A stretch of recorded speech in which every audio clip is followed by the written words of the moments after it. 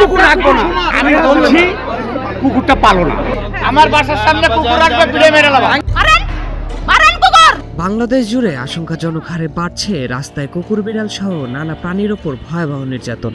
সম্প্রতি পাবনার ঈশ্বরদীতে 8টি কুকুরছানা বস্তায় ভরে পুকুরে ফেলে হত্যা, মোহাম্মদপুরে জাপান গার্ডেন সিটিতে খাবারে বিষ মিশিয়ে কুকুর বিড়াল নিধন এবং বরিশালে বাকেরগঞ্জে পথকুকুরকে গলায় রশি বেঁধে কাছে ঝুলিয়ে পিটিয়ে হত্যা করার অভিযোগ। এমন আরো অনেক ঘটনা প্রতিদিনই সামাজিক যোগাযোগ মাধ্যমে তীব্র আলোচনা সমালোচনার জন্ম দিচ্ছে। দেশব্যাপী এই প্রবণতার প্রতিফলন আরও স্পষ্ট হয়ে উঠেছে রাজধানীর উত্তরা সেক্টর 12-এর 4 নম্বর রাস্তার একটি ঘটনায়।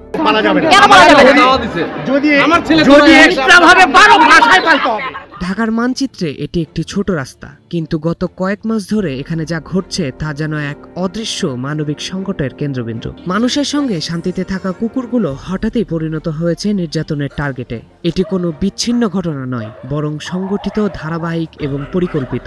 স্থানীয়দের অভিযোগ, অবৈধ যানবাহন, অপরিচিত লোকদের আনাগোনা আর রাতের অস্বাভাবিক কার্যক্রম সব মিলিয়ে আতঙ্কে আছে বাসিন্দা আর প্রাণী দুয়েই। ঠিক কি ঘটছে এখানে তা জানতে এখনো কোনো স্পষ্ট তদন্ত হয়নি।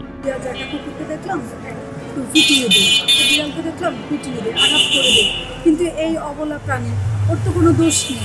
হ্যাঁ, ওদেরও রাইট আছে বেঁচে থাকা, ওদেরও রাইট আছে সুস্থ থাকা, নিরাপদ থাকা, কিন্তু আমাদের কারণে, মানুষদের কারণে ওরা নিরাপদে থাকতে পারে না। কোনো কুকুরের পা ভাঙা, কারো শরীরে লাঠির দাগ, আবার কোনো কুকুর নিখোঁজ। বাসিন্দারা বলছেন এ ধরনের ঘটনা আগে কখনো দেখা যায়নি। প্রশ্ন হচ্ছে, একটি নিরাপদ আবাসিক এলাকায় কিভাবে বারবার এমন সহিংসতা ঘটছে? তবে এর পেছনে দায়ীদের শনাক্ত করা যাচ্ছে না।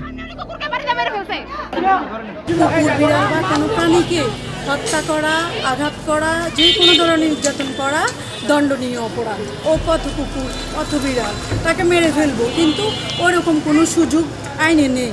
এটার জন্য একটা আইন আছে এবং সে এই আইনে দোষী সাব্যস্ত হবে, তার দণ্ড হবে, তার সাজা হবে। পথপ্রাণীদের ওপর সহিংসতার অভিযোগ এরই মধ্যে স্থানীয় প্রশাসনের কাছে জমা দেওয়া হয়েছে।